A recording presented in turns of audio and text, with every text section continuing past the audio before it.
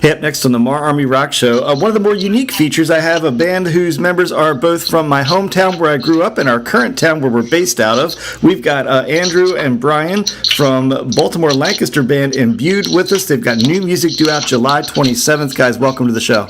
Howdy, howdy. Hey, thanks for having us again. So it's a pleasure to have you back. Now, when I last had you on the show, we had just had the last album, Stand, Fight, Love, come out, and you've got new music coming out, so why don't you tell us all about it? Well, we have a special cover song that we're releasing July 27th. It's going to be available for digital download. But not only that, we shot our own music video, so we're excited to release that and show everybody on that song. And the song is Lights by Ellie Goulding. So leak a little more that you're able to leak to us here on the show. What can you tell us about the video? I'm sure you want it to be a surprise, but what can you tell us? We shot it ourselves. That's it so far. That's what we're getting. Yeah. So it was like a group effort, and I'm still editing it at the moment. And pressure's on. Yeah, it's our first attempt, and there'll be more of that where this came from. It was definitely a learning experience. Yeah, I think it's pretty exciting because Andrew's been working really hard on planning it and everything like that. We came together a couple times, but once it got closer and on the day of the shoot, it was funny. I was just like, I'm not even going to talk to him. He's kind of doing his thing. He's just telling people what to do, and it's great because he had it all planned out, and he worked really hard for it, and he does great work. So, but it's one of those funny things that you can only plan so much, and we had some unexpected things happen, and some people had to leave, or there was this missing or that missing, and it's just like, well, hey, this is the time we have scheduled. This is what you got to do. So you just you do the best with what you have, and you get it done, because that's what we do. So now you guys are still a reasonably new band. I mean, folks have been listening to you since we got you right out of the gates, I think, when you guys started playing out. Is this, and I'd mentioned you had an album out in 2017, is this kind of a one-off single, or is it part of an upcoming release? It's a one-off. So this will be a one-off single. Are you guys actively already working on the new record, or are you still honing your craft, I guess, as it were, on the first record for your touring and all the live performances you guys have been doing? Well, we're working on some new material. We have another song in the mix and almost in the bag as far as the music being recorded. We also do all of our own recording. So Mike, that's in the band, he does a lot of the engineering, and we do a lot of the listening.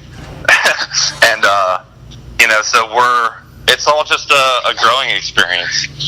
Yeah, you're probably gonna see the single, somewhat soon after the release of the cover.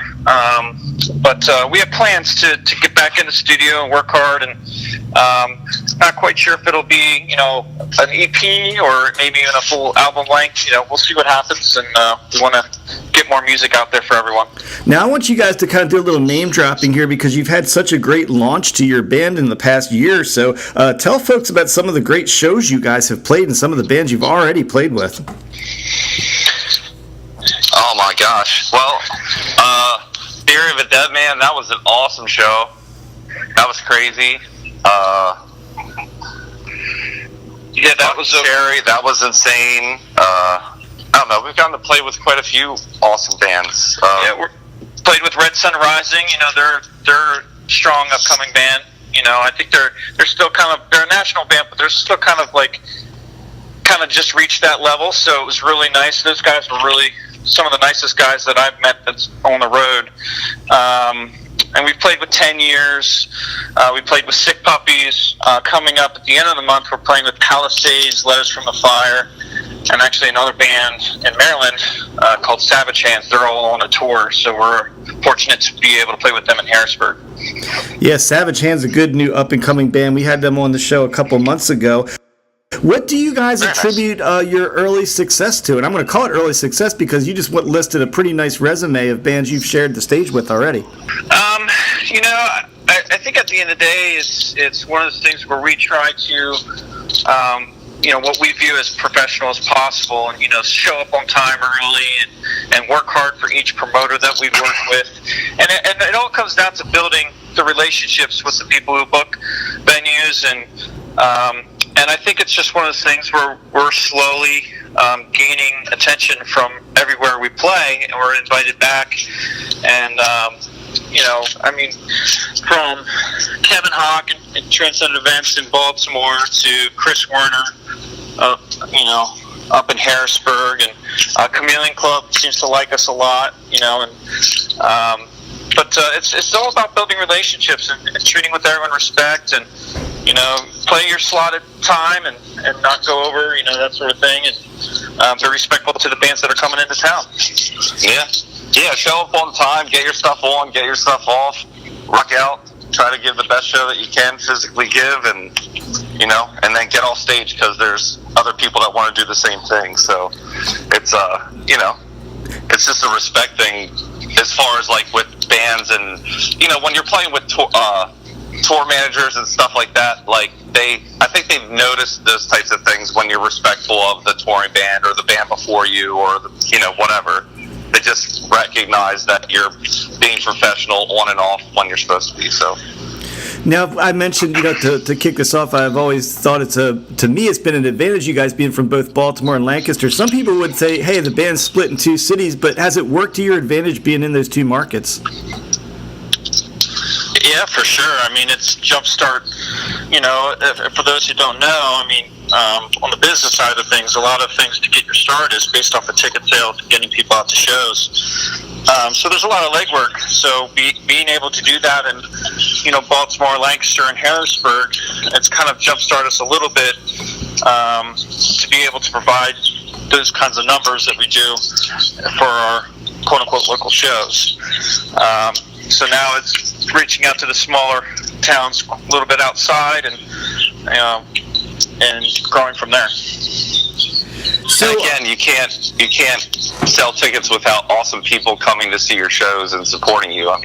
Really, at the end of the day, you have to say, like, thank you to everyone that's ever bought a ticket, taking a chance on a Friday, Tuesday, or a Saturday, or whatever, because they don't know what, especially initially, they didn't know what they were getting into because they didn't have anything to listen to. So, right. So the Stand Fight Love has been out, for a little bit now, and I'm going to ask, what song has become the fan favorite, and did it surprise you? Is it the one you would have predicted from the beginning? I think we're torn on this one. Yeah, because we all have our favorite song to play. So it's I don't know.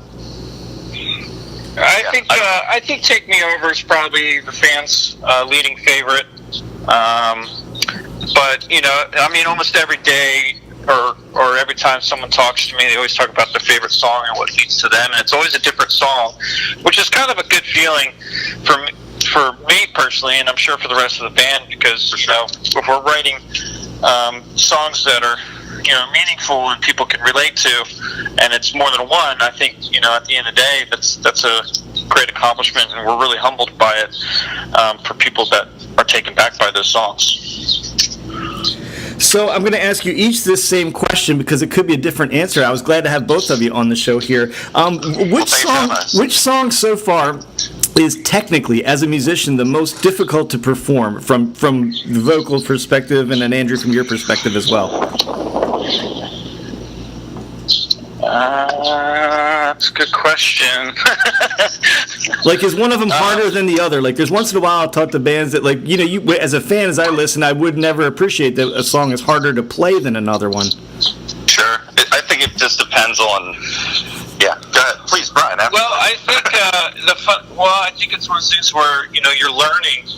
Even though when you write a song, you're still learning how to perform and sing. In my case, over time, it does take time. And even playing a couple shows, you're still trying to figure out. Like, I'm pretty animated on stage, and because I enjoy being able to move to the music. I would say Actually, the cover song "Lights" that we do was something that was kind of tough to sing. But actually, our newer song that we haven't released yet, that's in the works, but we do play live, called "Secrets." That's been a fun song to sing, but also it's challenging because it's very gritty. It's very upbeat. It's fast paced. Weird time to signature. Weird time to signature. And honestly, that song we're constantly singing through the song, so there's not many breaks that are in that song. So that would be my choice. I know it's Stand Fight Love, but Secrets, the newer song, has actually been fun to learn how to sing to. Yeah, for sure.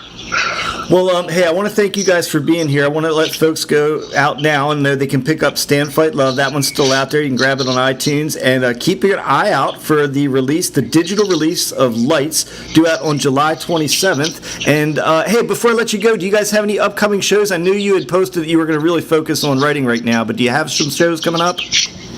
Palisades, Palisades. Yep, July 28th up in Harrisburg. Venue called Harrisburg Midtown Art Center. That's Palisades, Letters from the Fire, and Savage Hands. Tickets are $13 pre-sale. And then we'll be playing at the Doghouse in Waynesboro, PA, with just a $5 cover charge with Apollo's Prophecy and Elysium. Both bands are out of Virginia there. So, but yeah, that's what we have coming up. And can't wait to rock out in Pennsylvania. So, folks, go find them on Facebook. It's Imbued, spelled IMBUED.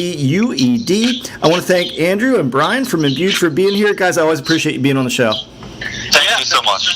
Enjoy Wisconsin.